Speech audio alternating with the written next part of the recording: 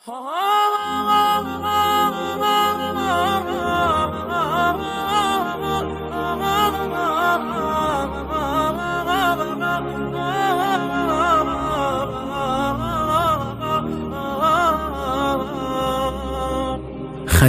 کردم خطا استغفرالله، ببخشایم خدا استغفرالله.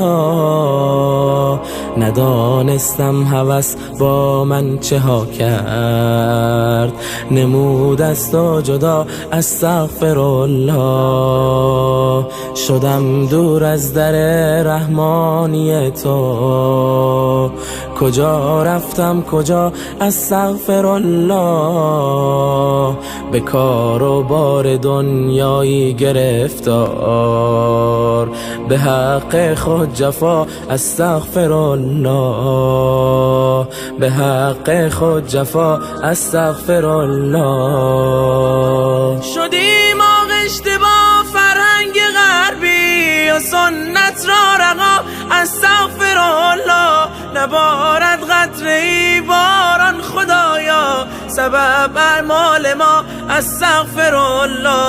نداریم با کم خود ما قناعت، طعام ما ربا استغفرالله. نباشد الفتی با خویش و اقوام، چه شد صلح و صفا استغفرالله. نبویی از صداقت در سخنها، نماد عهد و وفا استغفرالله.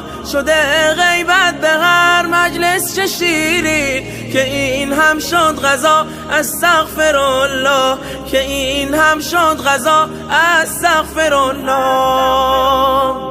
برادر با برادر کینه دارد، به جان هم بلا استغفرالله.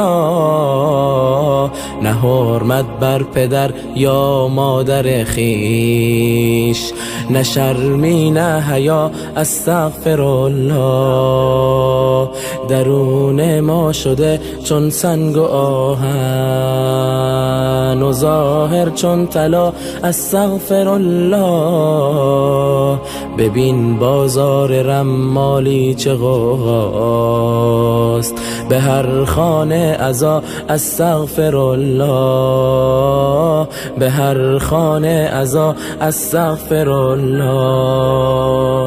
چرا ما بر گناه اصرار داریم، نمیدانم چرا استغفرالله. خدایا رهنمایی کن تو ما را، چه ها کردیم چه ها استغفرالله، چه ها کردیم چه ها